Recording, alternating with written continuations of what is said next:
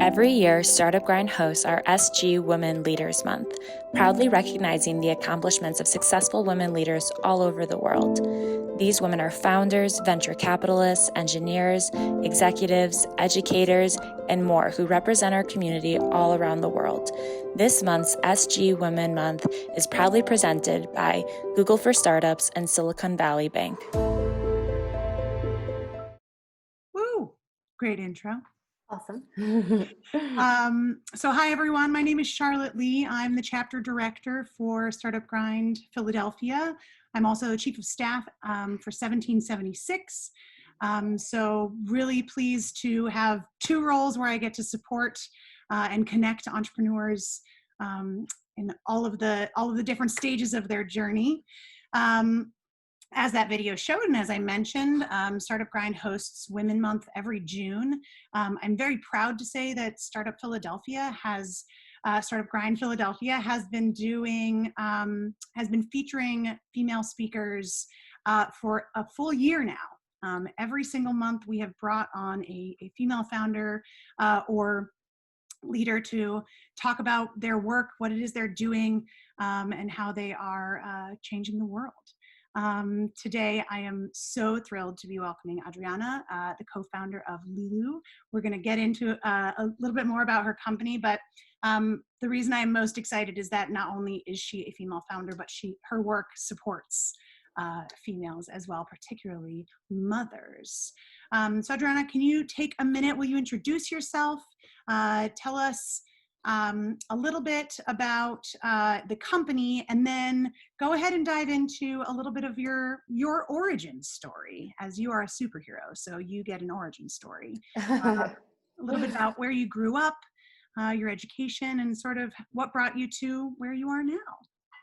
Yeah, of course. Well, thank you so much for having me. I think I recognize a few familiar names in the participants, so great to see you as well. And I'm Adriana. I am co-founder and CEO of Lilu, and we build tech-enabled products to empower new moms, or at least that is our goal. But we currently have one product, which is our flagship product, and it's called the Lilu Massage Bra. It is the first bra that automates breast massage to help moms pump more milk hands-free. We started in Philadelphia, so kind of going into my origin story of why Lilu and how did it all start. 4 years ago, I was graduating from a master's in product design at UPenn, and kind of like leading up to that, I worked a couple years in fintech. My background's in math and computer science, so I call myself, I'm kind of like this fake engineer, like between, doing like software development, computer science. But I think the common theme in my, just in my interest and professional career is that I love technology. I really believe that technology can be transformative in people's lives. And at some point I went through all this like self-reflection and what I wanted to do with my skills. And I think that, what I really am passionate about is using technology to either improve healthcare outcomes or to bring at least joy in people's lives. And ideally, if I could do something that would be doing both, I felt that it would be very important to me. So I really see Lilu as a great mixture of both, again, helping improve healthcare outcomes and hopefully bringing joy and delighting users. And how it came to be about breast pumping, again, going back to that love and passion for technology, I think when I started to hear about friends, colleagues, professors, and their experience returning from maternity leave and just trying to do something that in my mind at that point seemed so simple as breastfeeding, or not simple, but natural, I would say, right? And it just turned out to be this immensely complex logistical challenge for moms when it came to the context of the modern woman, like all of us here, right? We're like, we worked so hard to build a career, or, again, whatever it is that your endeavor is. And, when you have to make a choice like breastfeeding, the technology, the support is kind of not there. Like the technology, right, seems so archaic to me. It seemed like it was like stuck in the Middle Ages. And I felt that, I had between this mixture of curiosity and a little bit of a disappointment in the state of the technology. So I started to dive deeper into, how we could improve pumping technology, and not being a mom, that like really both allowed me and forced me to talk to hundreds and hundreds of moms. And I think the recurring story was that how surprisingly challenging it had been. So I think that the more I talk to moms, I feel like, the more I like peeled layers out of like this onion, the more I became invested and cared about this market. And the Lilu Massage Bra in many ways kind of, again, is a result of maybe like 12 to 20 months of like user research and customer discovery, and like taking a stab at what we really think is one way that will significantly move the needle in breast pumping technology. So awesome. And then I'll just add one more thing. Like, I am originally from Mexico City, so I grew up there. First language Spanish, and I moved to the U.S. to for undergrad and masters, and very, very grateful, obviously, to have all the opportunities that have been presented to me. But obviously, also really deeply care about building something that can be used globally. And I think that's represented both also by the team we've built. My co-founders from India, we have teammates from Kenya, obviously teammates from the US, but we really want that to be a core part of always the work we do, right? There are problems that are global challenges, and women's healthcare in particular, right? I think a lot of the things that we can work on are not for one particular country or demographic, but really, for all women around the globe. Women, yes. I agree with you. I think I am also not a mother, but I know many extraordinary mothers. Some stay at home, some working, some somewhere mixed in between. And I too have had some really interesting moments of education, understanding some of the struggles that moms face. Particularly when they do choose to be a working parent and take that step back into the workforce. I think there's also just a lot of stigma around talking about breastfeeding, about showing that you breastfeed. I know there is a new and renewed movement to support women being able to breastfeed as they need to pump as they need to, because to your point, it's a beautiful and natural thing that we should be able to do, not only as our choices allow us, but also because for the health of our children, the future of our species, but the future of our families, that it's such a valuable thing to be able to provide women. I wanted to actually segue, as I mentioned to you previously. I read one of your most recent blogs, which spoke a lot to the rather staggering statistics around healthcare availability and not only access, but providing quality healthcare to women of color, especially to Black women, and that there are some really extraordinary statistics around the lack of continuity in what is available to them.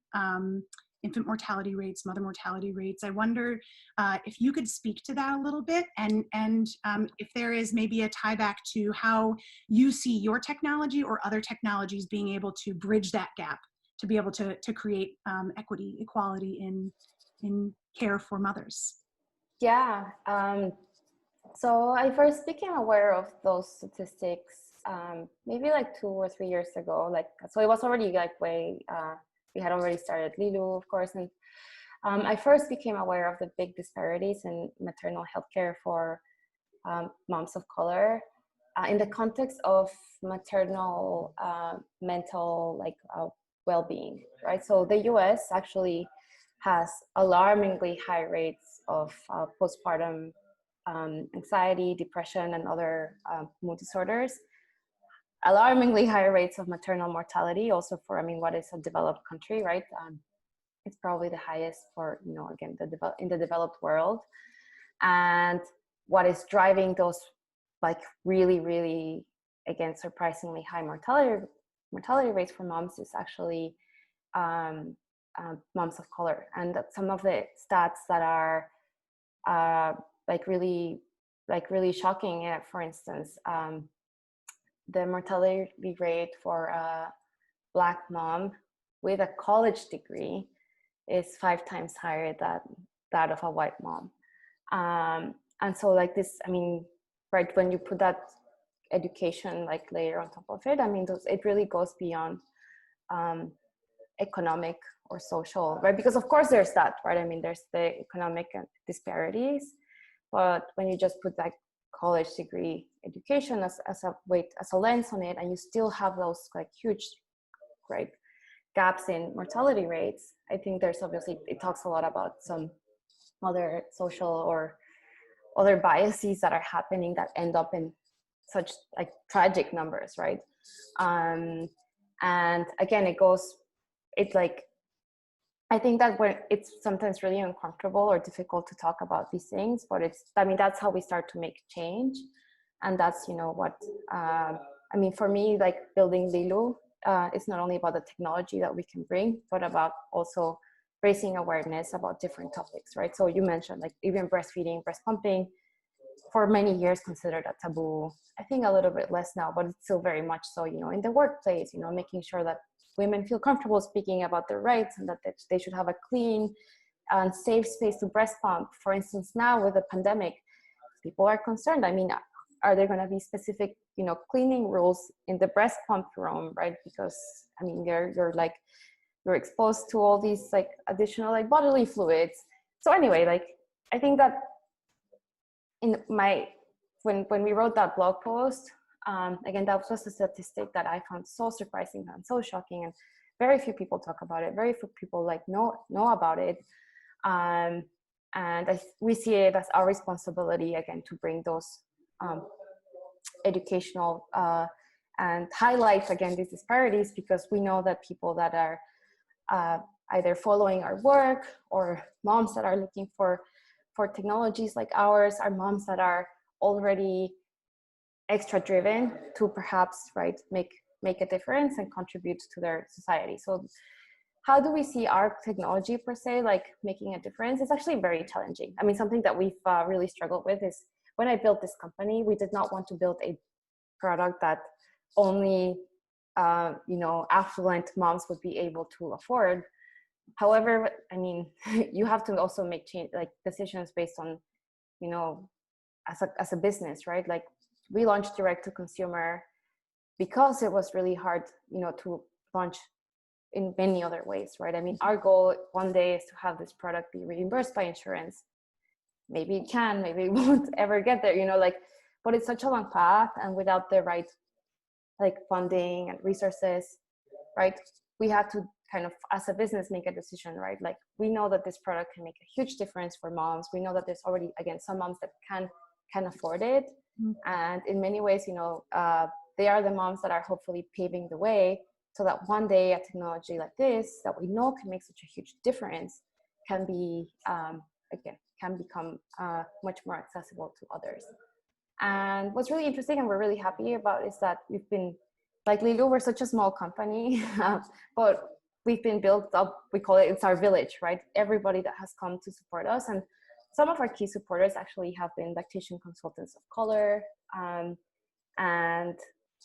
I think that also has allowed us to learn a lot about, again, the disparities. And it's also felt like really, for me, right, I feel sometimes even this guilt of like, I know that we're building something that most of the moms that they serve can't access, right? I mean, we sell the product at $189 or $199, and I mean, that's, again, in many ways unreachable, but I think what we can do is then find other ways then to support and give back to the community. So through programs, through like donations, through like, now we're working, it's kind of work in progress, but with one of our mentors and advisors, she's connected to organizations of moms of color, and so we're trying to see if we can work with an insurance for a pilot and like give 100 units of the bras to moms of color, and hopefully, you know, we'll also be able to gather some like information about how it helps them to make a case again for these insurance reimbursements. So there's multiple ways I feel that, to get to eventually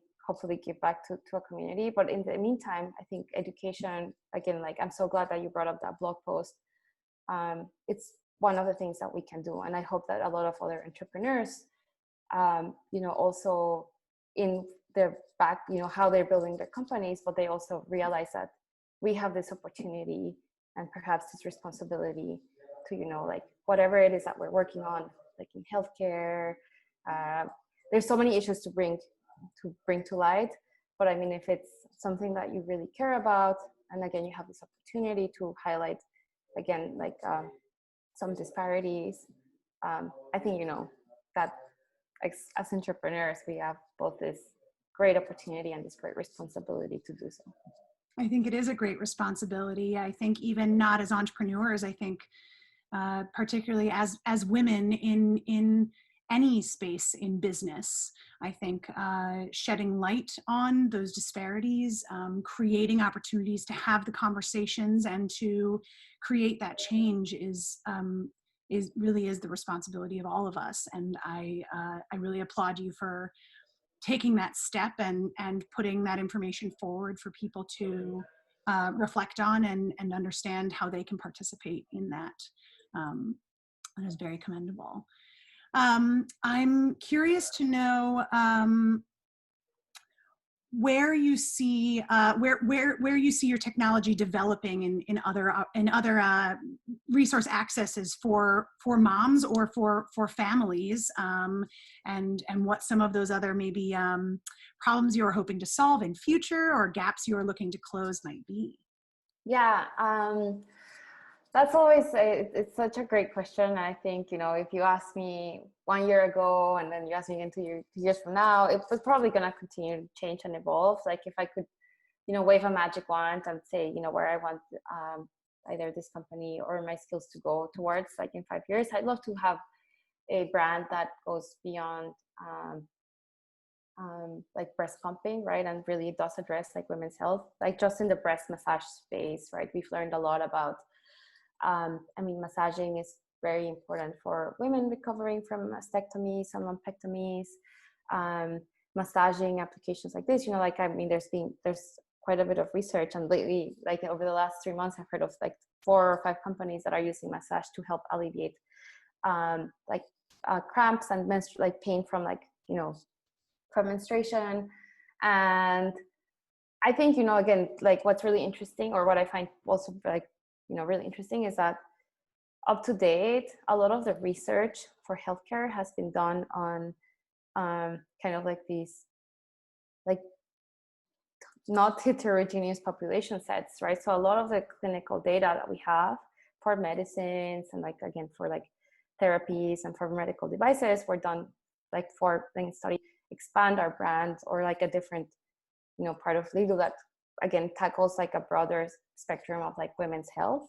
Well, for now, right, we are really focused on maternity, and I think the question is do we look forward in the postpartum and try to accompany her throughout the first years of her baby, and then just really care about again other things. I'm so amazed that it's so many women have gone through it, right? But giving birth, how it changes her body, and there's a lot now, I think, more talk about even taking care of your lower back, your your pelvic health. But before, I think people just kind of dealt with it. And I feel now we can be more proactive and guiding moms, preparing her without scaring her, right, about what's to come. But so many moms, again, just from all the work we do with breast massage, a lot of moms develop tendonitis in their hands and wrists and fingers, and it just happens to get exacerbated by that breast massage. But it's much more actually from all the motions that you need to do, carrying the new baby and things like that.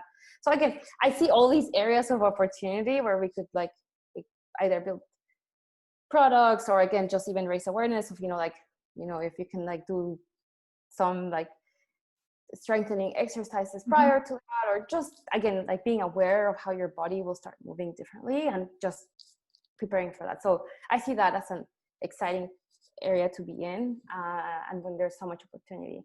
But then also when we think about our business, right? I mean, pregnancy and even like fertility, like, you know, it's a lot of the moms that we're starting to understand our customer better, but a lot of the moms that come to us are very likely to have had some sort of like infertility history. Because, you know, either they're older moms or there might be some existing health conditions that then will make it more difficult for them to breastfeed. But they also probably are very invested in like reaching certain breastfeeding goals.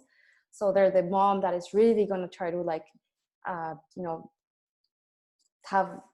try everything to have an easier breast pumping experience. So I find it really interesting there. Like maybe that means then we have to look earlier and, you know, start like having products or services for moms when they're pregnant, or for women that are like, you know, going through that like infertility treatment, or so I don't know. I guess in general, we know we need to take it one step at a time. We did just launch our first product, and even just with that one, you know, the possibilities are enormous in terms of like, do we build like better enhanced connected versions of the Lilu Massage Bra, or do we instead start like, again, launching other products, or do we go to other markets? So we'll see. All the questions of an entrepreneur. And, but I think the common theme throughout what we do is that we want it to be like driven by very much what our customer like wants and her journey, right? Yeah. And so interesting that kind of where you are, you could look further postpartum or you could look prenatal, and those two things obviously tie together, but sort of which direction do you choose first, or do you kind of try to take baby steps in both directions? Baby steps. You guys, I've been very punny in my interactions with Adriana. I don't know if you saw my email. I said we were pumped to have her, and I literally didn't mean it to say it, and then I said it, and then it worked, and it was great. We have two questions in the chat that I would love to get to. One you sort of spoke to, but feel free to elaborate if you would like. But Julia asked, how do you imagine the ripples of COVID will impact the needs for pumping at work? Have you already seen anything happening in terms of solutions being presented, or barriers to ensure that pumping can be safe and healthy at work during slash? I mean, we're actually like fairly concerned, right? I mean, a lot of our marketing and content has been geared towards like working moms in your typical office setting. We always knew, I mean, of course, like that's just one use case, right? And there's like moms that already work from home, or even if you're a stay-at-home mom, like, or moms that work, you know, from like a factory floor. So there's all these other use cases that we just, you know, we knew that were there. But I think that because we're so early, right? They say like it's the companies that are like, you know, again, already like very heavily like in the market with a big market share, they saw like, again, like massive sales drops. For us, I think people are still discovering about the brand. I mean, the reality is that moms need to breastfeed and breast pump specifically, right? For many other reasons than returning to work. Like if a baby's born prematurely, if the baby has a health condition that doesn't allow him or her to like be able to feed at the breast. So we continue to see sales, which was both very promising and also, right, I think, I mean, healthcare, we had a few like healthcare workers that emailed, right, that said like, I mean, I would love to have the product because I need to, you know, continue to work during the pandemic, and I'm a frontline worker.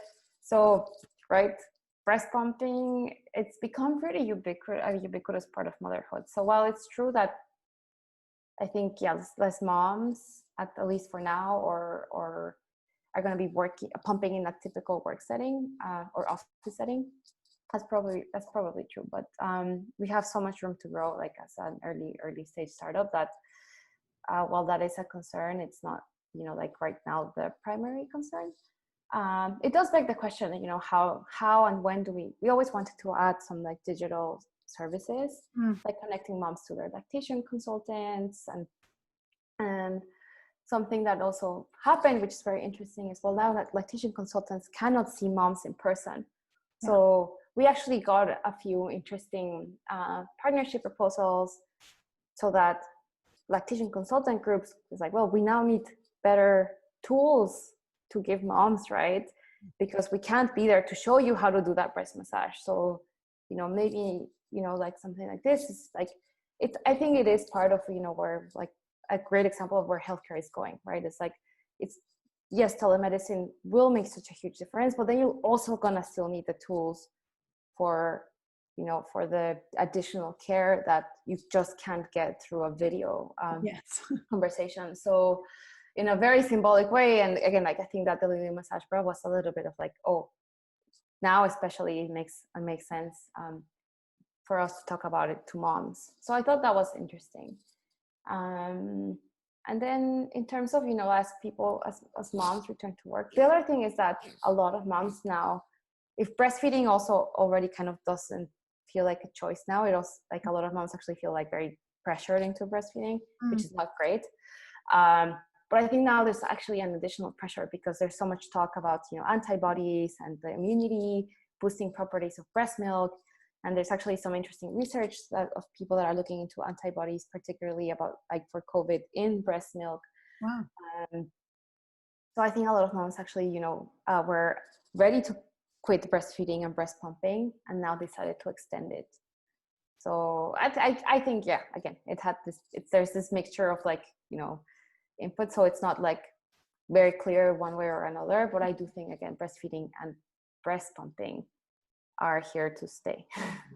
Yes. And I think it will also be so much the responsibility of business owners, of space owners, whatever industry you're going into, your factory, your office building, to create that safe space, to ensure that there is a healthy, sanitized space for women to enter and do the pumping they need to do, again, to ensure the health and safety of their child.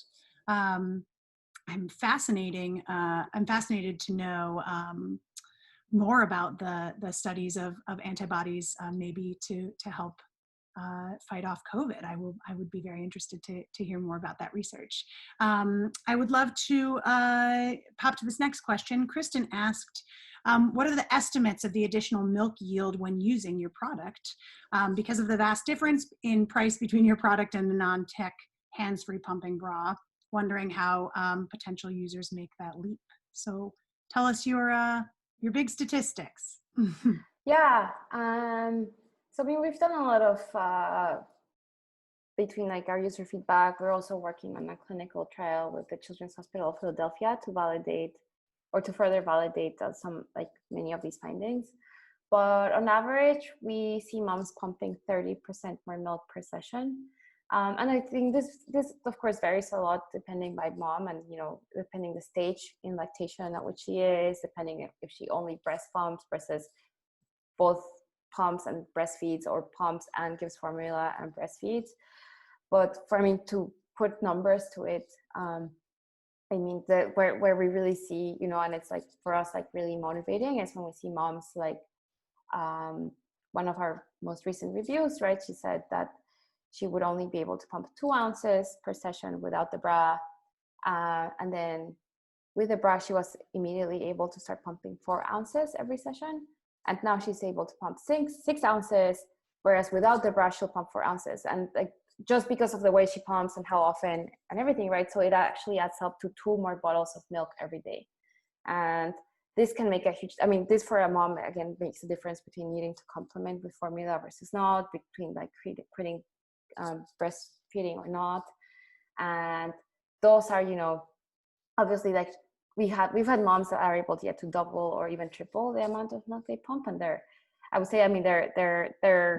the outliers on the positive side, but yeah, the average is 30% more milk. And when you're talking about like 2 ounces or 3 ounces of milk, it actually makes a very, very big difference. It does. Wow, that's pretty incredible. Chino asked, do you sell your product first and then incorporate your business, or the other way around? I may need clarity on that question. So Chino, I'm happy to unmute you if you want to clarify. Sure. I was just asking, you can hear me?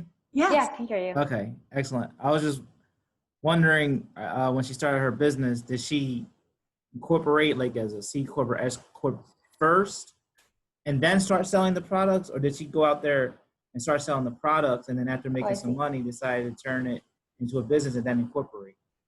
Great Got question.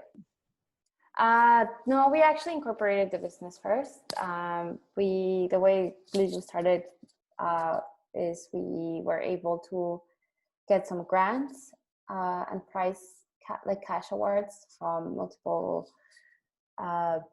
pitch competitions and some government grants. So we needed to incorporate to have the money wired into the bank account, or we decided that was kind of like the best way to do it.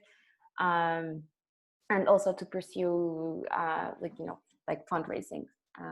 We actually spent like almost 2 years, I would say, between user research and the iterations and the product development, and we didn't start taking pre-orders until last year. So no, it's a Delaware C Corp, and it's for profit. Cool.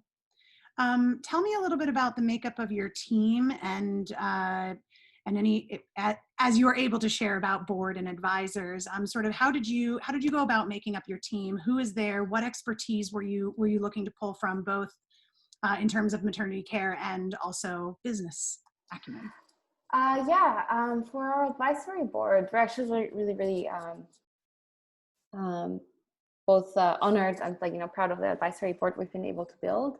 And I really encourage other entrepreneurs to spend time building those connections. So on the clinical and healthcare side, we have the director of the lactation program at the Children's Hospital of Philadelphia.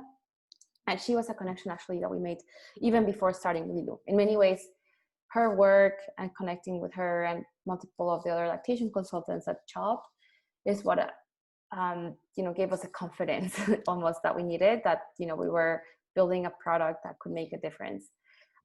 So for those entrepreneurs that are able to start a company while they're at school, I always tell them that's a great time, because you can contact professors and they will most likely say yeah, of course, let's have a meeting. And if you try to do that when you're not in connected to a university, it's a little bit harder. You can always do it, I think, if you're an alumni or if you're doing research that will be relevant to them, but it's a little harder. But Dr. Spatz, I literally met her, I walked in to a big meeting with 30 or 40 lactation consultants that she was leading. And I walked in with this squishy, very, very early prototype of what I thought the material and the mechanism that I thought we could use to automate this breast massage. And it was this 6-block thing, and I had a bike pump, and I pumped air into it, and I showed her I think that we could use this to automate breast massage. What do you think? Do you? And it's just the room started talking yeah, of course. Just last day I spent an hour teaching this mom, but she was so exhausted, so she didn't want to do it. And so we also saw that, okay, this is something that they could also use at the hospital, right, to give to the moms at the NICU ward. And she became eventually an advisor that actually, we have paperwork to formalize it. She's always there in our deck. She's now leading the research study and the clinical trial. And so she's somebody that's been critical to have just for that validation, right? I think when people think Adriana, why are you the one to build a pumping technology company? It's yeah, why me, right? But I can point to her as a great example of somebody that is a leader in the space, and gives us a lot of credibility. We also most recently signed on the founder of the Bump. So she was, she is a successful entrepreneur. She exited her company, and so I always wanted to have somebody that again went through that journey. So I think that also gives us some credibility in the maternity space, but also learning from an entrepreneur that went through it, walked the path, and and then we have a myriad of other people in the manufacturing, design, right? So we really looked at complementing our core competencies, right? Sujay and I are both fairly technical, so we knew that we needed more people either with experience in marketing, strategy, business development, and of course healthcare. So, and in the very, very early days, something that we still want to continue to do more, but like we had like a group of moms that were actively breast pumping that were always like our go-to group of people for like immediate feedback, and that was also very, very helpful. Awesome. I commend you for being able to very early on identify what your strengths were and where you might need support. I think that is always a little touch and go for some entrepreneurs of being able to, with all of the other things you're having to think through and deal with, be able to take a minute out of yourself and go, okay, what can I not do that I really need someone else's expertise or advice or participation in? That's great. It sounds like you have a pretty incredible team around you. And talking to people really early on, even before you build the product, and if you can get some of these advisors to sign on, to an advisory board, I think it really again also forces you to like get out of your own like head and mind and see like, okay, if what you have is really like a viable, like maybe not a viable business per se, but a valuable product that there's going to be multiple stakeholders and multiple people, right, that are genuinely like invested in the opportunity. So I think again that's why, and that advisory boards, besides potentially giving equity, sometimes not even, right, there's a lot of people that want to help entrepreneurs and won't ask for equity, but it's, I think, again, a really great way to like not only build up your team, but also for you to force yourself to like answer the hard questions, right? They're gonna like, if they're gonna even if you're putting somebody's name on a pitch deck, I think, right, they're gonna really want to grill you, like, you know what you're talking about? Are you really serious about this? Because more than it's their reputation on the line as well sometimes, right? So I think that it's a really interesting way to kind of like get some really early validation about what you're doing. Another sort of punny connection, one of our mentors often says, to the point you just made, is that you have to have someone tell you your baby's ugly, right? When it comes to your product, you have to have someone who's willing to step up and say, actually, that thing you're doing is really terrible and you should change that or pivot that or remove it completely. And I think I would imagine, especially in this kind of space where you are serving such a wide variety of moms and their needs, to be able to meet all of those needs, you would really need some folks to be able to cut through and tell you really straight, this is what is needed. Well, I want to offer again up to anyone who's been tuning in if there are any other questions. Otherwise, I'm just going to take Adriana to some fun rapid fire so we can all get to know her a little bit better. But feel free to plop any questions in the chat. And as a reminder, if you are not a member of the Startup Grind chapter for Philadelphia, I encourage you to join. As I mentioned, we are really proud to be hosting female founders every month, because I think those voices are well deserving to be amplified and encouraged to be shared and spread around. So I hope you will continue to tune in. Chino had another question about launching. Did you write a business plan? Did you have this set in stone or on paper, I suppose, before you went to launch? I mean, I think the term business plan, I used to have like this very specific, format and meaning. I mean, we've obviously put a lot of things on paper, either for pitch decks, for grant applications, and I mean, we have like our strategy meetings like constantly with my co-founder. But I would say like you don't have all the answers, like I don't think at any single point, and at some point you just have to to continue moving forward, you have to put like things out there, right? When we started, first iterating on the product, we had these like horrible like prototypes, and we would like still put them out there in the world and ask moms for feedback. Actually, like before our official launch, right, we did do some tests, like pre-orders at different price points, at like the product looked like a little bit like different and like very much more scary, right? So then I guess the answer is like, I mean, a mixture, right? You have to have a plan. You definitely have to have a plan, but I mean, and you also have to be flexible with a plan. But I think, right, to know when to change or do things differently. Like to be able to do that, you have to have also measured things. So again, that's one of the things that for us, I think was very helpful. Like from day one, we measured, like even how many moms we had to talk to, how many doctors we had talked to, how many maternity stores we had talked to. Because at every point, right, like we're making changes basically on a monthly basis, or 3 months, 6 months. So yes, and it's very important to have like a direction and like a strategy, but you're always going to be changing. So like your very, very like formal business plan, like it's nothing I've ever sat down to write, but definitely spend a lot of time building decks and again applying for grants. So yeah, and I'm sure that helps. I think those are my business plans. Yeah, I was going to say, I'm sure that helps formulate your business plan. Having to constantly revisit what you are putting out into the world and how you're communicating about your product. Well, thank you for sharing all of that beautiful data and background and information. I'd love to ask you a couple of very off-topic from maternity questions, just for fun.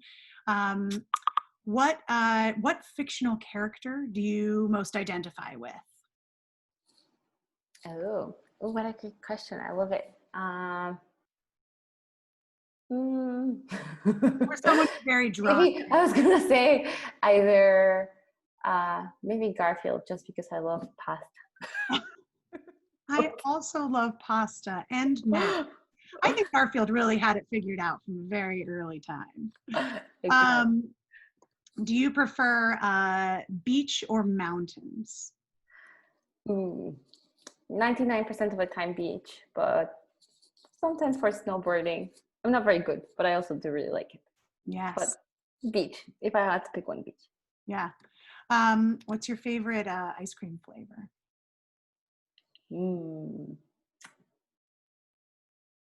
Coconut. Ooh, I guess I'd probably need to get into like natural coconut things. All the like false coconut things always just it tastes like sunscreen. Oh, that's true. Yeah, no, No, it has to be natural. I always kind of struggle with that a little bit. And then as someone, you've mentioned that you are big on the tech side. You are a technologist in your brain and your actions. So what is one thing that you would hope never becomes fully automated, that you hope there is always a human element or a human touch to it?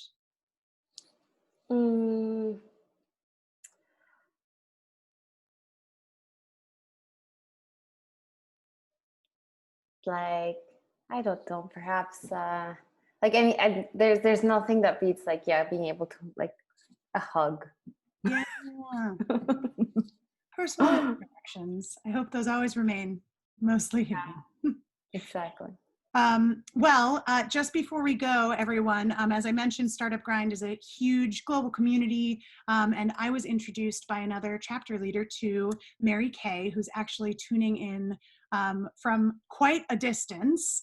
You're in the Minneapolis area, yes? Oh, I can unmute you. I'm sorry. Let me do that. And Mary Kay and I had a lovely conversation, and I invited her to join. Oh, I'm having a hard time. Give me just a minute. Oh, I think I'm unmuted. There you are. Great, great, great. I invited her to join today and give us a quick, 1-2 minute pitch on what she's doing, because her work is also aligned with helping moms, but also parents in general, return to the workforce with ease and on their own schedule and with their desires. So, Mary Kay, I would love you to take a minute and tell us about Bus Stop Mamas. Sure. Great. Adriana, I love what you're doing. Awesome. So Bus Stop Mamas, we connect moms with work that fits within the life cycle of their children. Our network of over 2,000 moms has been growing since last year, and our network is composed of 60% of moms who have gaps in their resume, moms who have left their jobs to take care of their children from 1 or more, years. And then we have 40% of moms who are currently working in high-level positions at Fortune 100, Fortune 500 companies, and these moms desire work that fits their family schedule. Now with COVID, this has been, hate to say a blessing, but what COVID has done for us is we don't have to explain what full-time flexible work is anymore, because on a dime, we all learned what is full-time flexible work. And I truly believe that there, it is the 21st century. There are new ways of doing business. So what we do is we remove all the barriers that prevent mom from getting back into the workplace. Barrier number one is I can't tell somebody I have this weird schedule, like Mondays, Tuesdays, and Wednesdays I can work. So moms don't even go to the table to get work. What we do is we do that work for them. All the jobs we post are flexible, and then it's instant. So every mom gets through. We don't use any automated technology to say, Mom, this is what you want. We let moms select what's good for them. So moms press a button and they're immediately connected to the decision maker at the company. Everybody gets through. It's equity all around. Moms love it, business owners love it, because they get access to top talent that is off the market and is eager to work. And moms love it because now they can find the work that fits their family. So that's what I do. And just as an aside, I had to get off the call because my daughter came home from tennis crying because 4 kids have COVID on her team. Oh boy. And this is a real, so my colleague's daughter, who's 11, and she's in Nashville, she just recently tested positive for COVID. Everybody goes, it's 14 days. The process to have to, the COVID walk of shame as a mom, people respond differently when you have to say, guess what, your kid was exposed. Mm-hmm. It's so things that we don't think about, and it goes a lot to Adriana, some of the things that you were saying, but the mental health, the emotional piece that women tend to carry, it's so much right now. And so my daughter is fine right now. She is asthmatic, so these are things that are troubling. Indeed. Well, thank you for sharing that vulnerability, and I do hope that she is safe and sound, and that you are able to get whatever test or care you need to ensure that health and safety moving forward. And thank you for sharing about Bus Stop Mamas. The thing I loved when Mary Kay and I first spoke is she said this idea came about because as a mom, she would drop her kids off and then see all these other parents kind of going, well, now what do I do with my day? And this idea sort of spawned of that moment of connectivity between parents and allowing ourselves to be vulnerable and allowing ourselves to start that conversation of my life maybe isn't what I originally imagined, or I don't know how to kind of restart this other side of my life that I'd had to put on pause. And so I thank both of you for sharing your stories and continuing to encourage women in particular to really take control of their motherhood and their lives and continue to be shining examples of what it means to embrace changes and move forward with grace. So thank you both very much. Adriana, thank you for joining us on your the beginnings of your vacation. I know. Thanks for tuning in from your beautiful space, and Mary Kay from Minneapolis. And everyone else, thank you for joining. I very much hope to see you on future startup grinds and in other events. And be well. Enjoy the holiday weekend. Wishing all of you safety and health, and we'll see you again soon. Yeah, thank you so much for having me. Also be well. And Mary Kay, very, very nice to meet you. Yeah, I also hope that everything, turns out to be okay, and Thanks. we'll connect further along the line. Excellent. Thanks, guys. Thanks, everyone. Bye. Goodbye.